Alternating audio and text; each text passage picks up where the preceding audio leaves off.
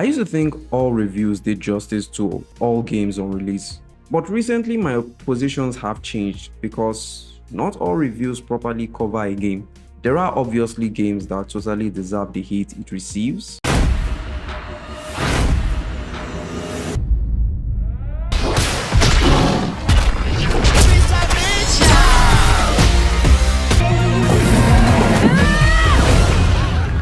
You want one more? And there are others that deserve a second look. Wanted Dead falls in the latter category. When the game was released back in 2023, it was flooded with a lot of average reviews, with many straight up hitting it. Of course, back then I looked at critic reviews as the basis of a game's overall quality, and oh boy, was I wrong. In my opinion, there is no perfect game, and Wanted Dead is no exception to this. And I will admit that it has its fair share of problems, but I wouldn't be talking about this game if I didn't find it to be fun. That's the whole purpose of my channel and why I talk about the stuff I find interesting and hope you will also find them interesting as well. And if you're new to the channel, please consider subscribing. And now on to the video. Let me start by saying this game is very strange. And I think the devs just cooked up the story as an excuse to make the game make sense. The characters are odd and all their banter is funny, with many speeches made out of context. I smell cat's piss for some reason.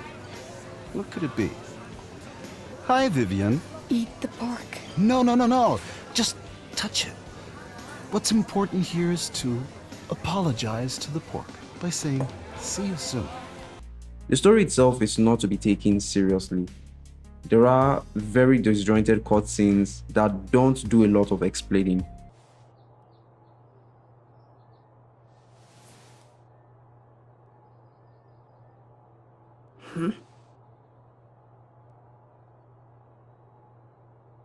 And doesn't help that the playable protagonist doesn't have much of a stake in the overall plot.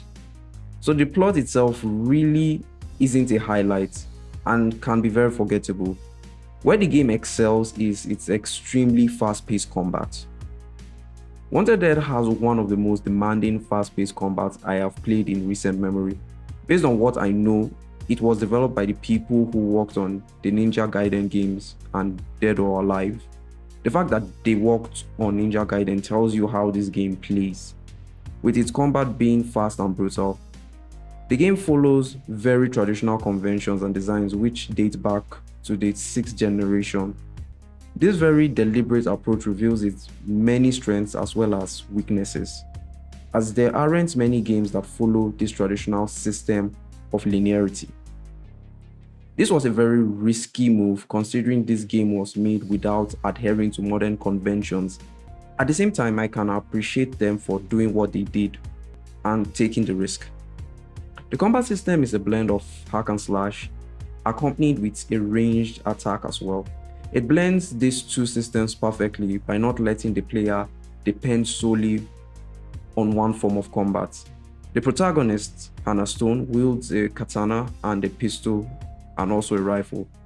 The combat demands consistent movement, so there is no actual point of rest unless it's at a checkpoint, which only lasts for mere minutes. The game introduces a variety of enemies who mostly fall in both ranged and melee, and have a varied set of attacks. You can shoot your way through your enemies, but your ammo is limited. You can slash your way through enemies, but you must be able to perfectly block their attacks. Each attack has its limitations, so the game demands you blend the two together. At first, combat will feel overwhelming, but the game is fast, not just in its pace, but also in its skill unlocks. In fairness, the game is pretty generous in awarding skill points during combat. Every skill unlocked doesn't exactly make the game easier, rather makes the battle more endurable, with greater block windows, faster reload time, or even better evasion skills.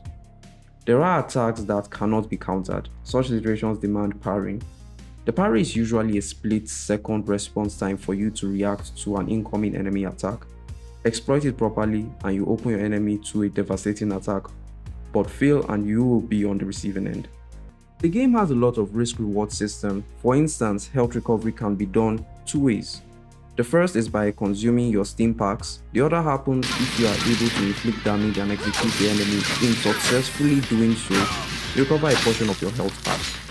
There is also the adrenaline attack state where everyone affected gets an instant kill.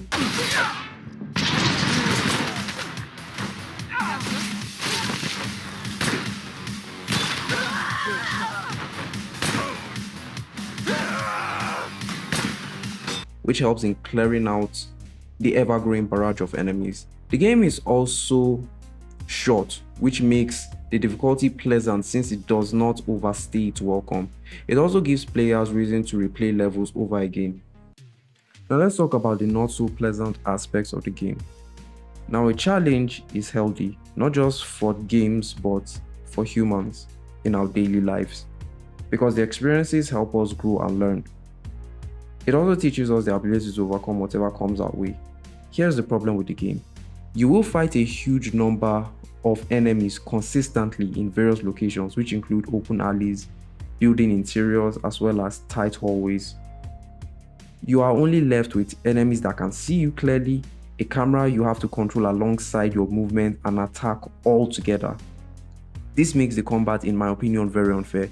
The easiest solution to this would have been a dedicated lock-on, which was scrapped for a dedicated cover button, which mind you could be swapped for an automatic cover. You might assume that this would make the game much easier. I strongly disagree with that. Yes, you will be able to switch between targets or enemies, but it doesn't take away the fact that the game still bombards you with enemies who attack at the same time. So far, that's the only issue I have with the game. There might be other things, but I don't view them as problems. So would I recommend Wanted Dead? Yes, I will. I did play on medium difficulty, and I recommend you do so too. If you do find the game really challenging, you can drop the difficulty to one that suits you. Overall, this is a game I enjoyed and I hope you do too. So thanks for watching. Till the next video.